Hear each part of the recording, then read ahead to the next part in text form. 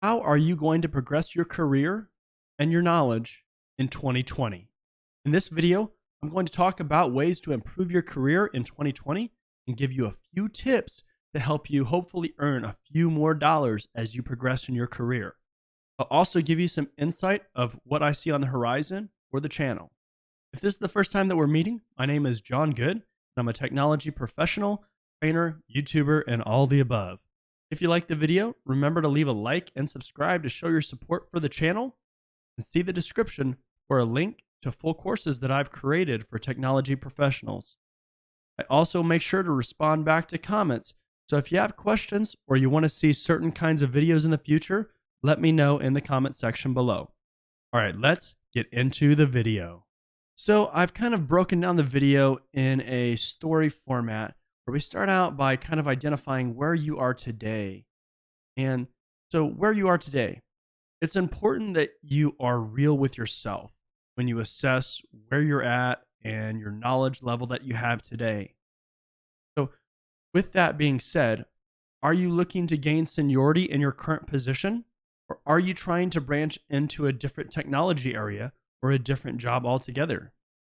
The first thing I want you to do is I want you to write down a few items. So write down which certifications that you have today. Which degrees do you have today? What are some milestones or tasks that you've completed in your past and present jobs? So write all those down real quick. Next, I want you to write down how you feel about your progress so far and why you feel that way. Are you satisfied with your progress? Maybe you don't feel like you got all of you could out of the years. Do you feel like you could do more? What was good and what was bad? So write all this stuff down, and that's going to identify where you are today. Next, I want to talk about where do you want to be at the end of 2020? Started out saying where we are at the beginning of 2020. Where do you want to end up at the end of 2020? What part of your job do you enjoy? Do you enjoy the technical aspects of your job? Maybe you enjoy working with people more. What's something that you enjoy the most? Which technologies do you enjoy learning? Do you like cloud technologies, but you hate older technologies? That's pretty common. Do you prefer to be the subject matter expert on a specific technology, or do you want to be a generalist and know a whole bunch about, several technologies? And then how do you feel about the company that you work for? Maybe you have awesome benefits, a great 401k match, lots of training budget. Do you feel like the company as a whole doesn't align with what your interests are? So I want you to write these things down so we can identify where you want to be at the end of 2020. So again, that's what part of your job do you enjoy? Maybe it's the technical aspects, maybe it's people that you work with. Then I want you to write down which technologies you enjoy working with. Maybe it's cloud, maybe it's firewalls, maybe it's networking gear. And then I want you to think about the company that you work for. So what do you enjoy about the company? What do you not like? Are there any deal makers or deal breakers that are in there? Now I want to talk about the path to getting to your end goal for the end of 2020. We've already established where you are and where you want to be. Now, how do you get there? One of the first things that you need to do is looking at job boards such as Indeed. Now, this is going to be heavily based towards the US, but the idea is consistent no matter where you are. It just might be a different job board or a way of finding the jobs that are out there. But you want to see what the ideal jobs are out there for you and what technologies and skill sets those jobs require. Now, I'm going to bring up Indeed and I'm going to show you what I do when I am looking for jobs and how I go about approaching that and find the key skill sets. So let's analyze a few jobs here. All right, so I have a few different job titles that I'm going to put into here. So the first one is going to be cybersecurity, and we'll just do engineer, okay? And we'll do the entire US because it searches the US job market. And then you'll see all these different kinds of jobs. If you wanted to be an information security engineer or cybersecurity engineer, they're all basically, the same kind of thing. But we'll just go up here to the first one that is information security engineer. Okay. And again, you have to kind of go based on the experience level. So you might have to click a few of them to find the right kind of posting. But in general, some of this stuff is kind of just a dream sheet, more or less. Some of it might be ideally what they want, but that doesn't mean that they're not going to budge or move off of that, because ultimately it depends on what kind of applicants are applying, right? So this first one, information security engineer. Okay, so working for a managed IT and cybersecurity services provider, looking for an information security engineer. So they would like 5 years of experience. And okay, so this is a lead role. So when you find key terms like that, like a lead role, so they're going to be looking for leadership qualities. More than likely, they're going to be looking for somebody that has led some kind of security efforts or security tasks, projects, things like that for this job. That's a good thing to key in on. Let's see here. Install and configure SIM tools, IDSs, IPSs, vulnerability scanning, and blah, blah, blah, blah, blah, right? Let's see. Familiar with compliance guidelines such as NIST 800-171, HIPAA, PCI. And then also looking for security certification. So they want somebody that possesses at least one of the following, either a CISP or a CEH. Okay, so since this is a services provider, they're looking for more of a well-rounded person, right? That's generally going to be how that works, because you're going to have to deal with a lot of different client kind of environments. They want somebody with a CISP or equivalent, and then a CEH or equivalent.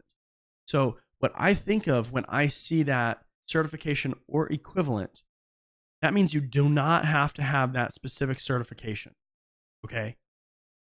They would like experience that is similar to that. And again, to get a CISSP, you have to have 5 years experience, or 4. There is a substitution ability in there. But that or equivalent means that they are flexible, right? This is probably not a job that is going to be equivalent for like somebody that has maybe 1 year experience. Probably going to be a little bit more. But honestly, I bet with like 3 years experience, you could probably get into this job if you had the right kind of skill set. So maybe if you had worked in a security operations center before, it sounds like something like 3 years or more is going to work well. Now, something else that, if you get called for the job, asking about the salary and kind of diving more into it. But that's what it sounds like to me as far as this job. So the second one that I'm going to put in, I'm actually going to put in Amazon AWS. Okay. And let's see what we get that comes up here. And I want to kind of do a different job if I can find one here real quick just to see. Don't really want to click on an Amazon job. I'm basically trying to get one that's not Amazon centric, because Amazon is going to have very specific requirements as far as what they want. All right, so let's look at this one, this AWS Architect. Okay, that's not a good one. That is like a recruiting firm, it looks like. What about this IT systems engineer? Maybe that one would be a good one. Responsible for provisioning, installation, configuration, operation, blah, blah, blah, blah, blah. The request for assistance with established SLAs, on call.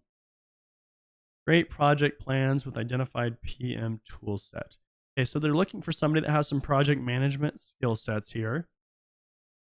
They're also looking for somebody who can create technical documentation. So generally with technical documentation, you have to have a little bit better understanding of the technology, but you don't have to be an expert. You have to be able to clearly write and express your ideas. So that's definitely something, clear communication skills, oral, nonverbal, active listening skills. More than likely, you're going to interact with some different customers, probably internal with this one. Yep, collaborate across IT functional teams. So again, you're going to have to communicate with different people.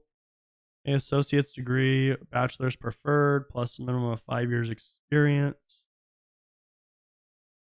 So generally when you kind of see like this, it's probably like they want an associate's maybe with 5 years experience.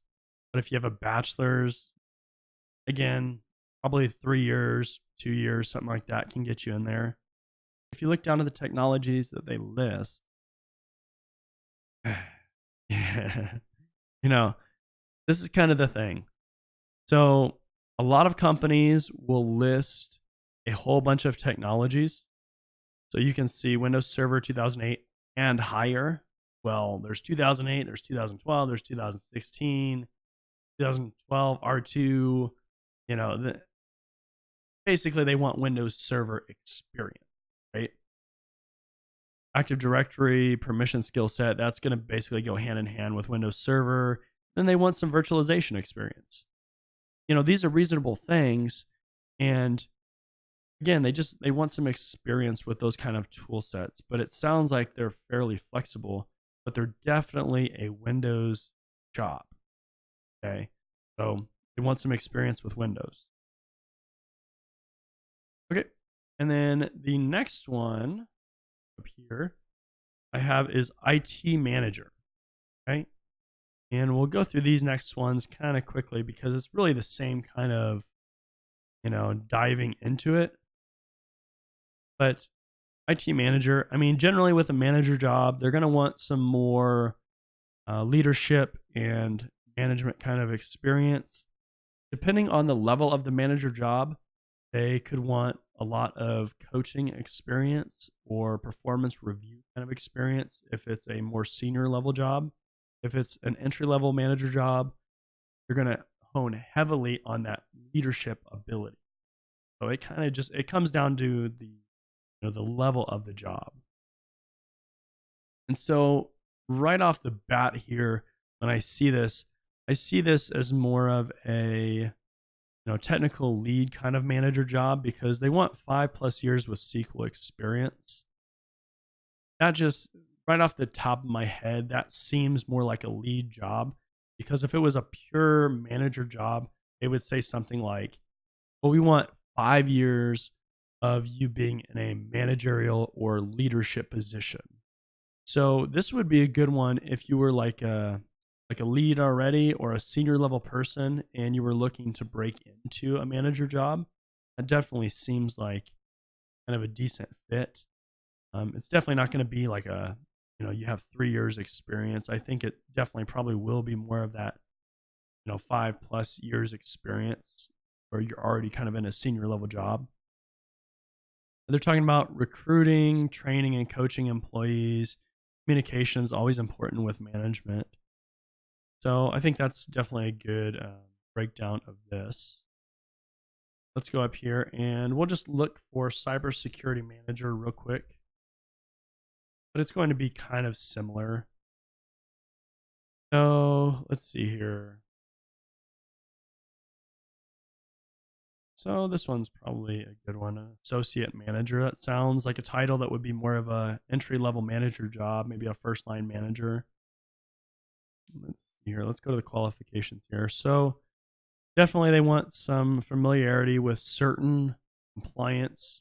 So when you see stuff like this and it's a manager job, it's generally going to be kind of a hard and fast requirement because it's going to be a job that's related to those. Something like RMF, that's a NIST standard, so you could have experience with that outside of government and defense because this is for Lockheed Martin. But definitely pay attention to when they want specific requirements like that. Experience as a cost account manager and understanding of earned value. This is definitely going to be a job that's responsible for people. Experience statement of work, program plans, risk management, and then CISP certification. So just kind of knowing what I know. I mean, within the defense and government contractor kind of realm, they're basically going to want a CISP. If you didn't have one and they were like, okay, you have a lot of experience, technically in those kind of roles and that environment, you might get like 6 months to actually get it. But I mean, generally, if you're looking for a manager job, you should have a CISP. It's the way it is, right? But this would be more of a definitely a people manager kind of job that's responsible for budgeting and things like that. So as far as looking on Indeed and looking at job postings, that's a technique that you should be doing every time that you're looking for a new job or that you want to see where the industry is going. It's important that you know what companies are looking for so that way you are the most marketable for the position. Next, if you're looking for certifications that you want to add on, because remember, we're looking at the ways that you can get to your end goals. So if you're looking for certifications, you need to add onto your resume, how much time can you reasonably spend towards studying? Saying 5 hours per night on nights that you work is unreasonable in general. That's going to lead to you burning out more than likely pretty quickly. I've found personally something like maybe 1 or 2 hours a night that you work is not completely unreasonable. And then, of course, on the days that you're off, on the weekends, you can pump it up a little bit more. And, during those other days, if you find that you just want to play around more, you want to learn more, that's okay. But you need to be reasonable with how much that you're saying you're going to spend. Because remember, there are other things that you have to do outside of studying and just for general health too. Like you don't want to spend every waking hour studying for something. There's a lot more to life than that. And again, make sure you consider your health, right? Working out a few hours per week at least is going to help you stay alert, going to help you not feel as unhealthy. And just with our jobs in technology and cybersecurity, we sit a lot. So you need to get that time where you're walking around. Even getting a standing desk at home is a huge thing that you can do. They're pretty reasonable as far as cost. Now for the channel for 2020, let's kind of transition to that. So one of the reasons why I started this channel was to create engaging content that helps people learning technologies. I've done a lot of different education and studying for certifications, and I've really kind of honed in and learned how to learn, right? It was been very helpful in progressing my career. I also had a desire to help actually increase people's cybersecurity knowledge because in companies, cybersecurity is becoming more and more important in order to protect the business and actually make them a good solution. So there's always a need to have trained professionals out there. A lot of times that I found it was hard to find certain specific content that I needed.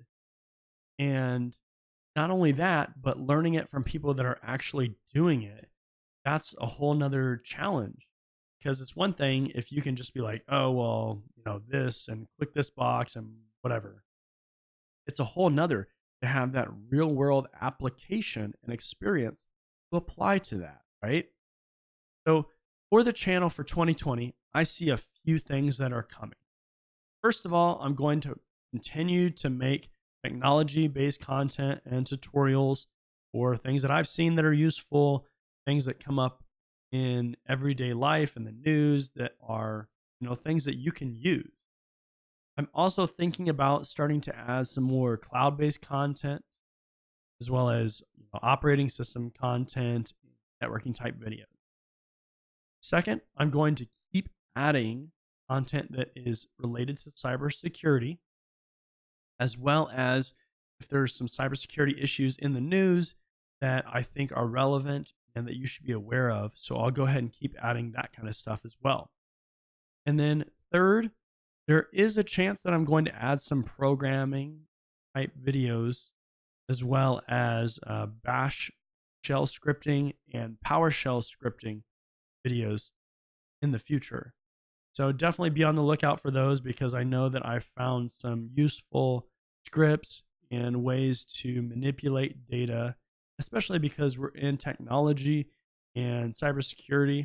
The whole idea of automating as much as you can reasonably, right? Because there's things that are always going to not work well with automation, but continuing to automate, especially boring, monotonous kind of stuff. I'm going to definitely be adding some videos and some reference content for that as well. Question of the day: what are your learning or certification goals for the year of 2020? Make sure to let me know down in the comment section. Remember to leave a like and subscribe, and I hope that you continue to join me in 2020 for a lot of new and exciting content that's on the way. I'll see you next time.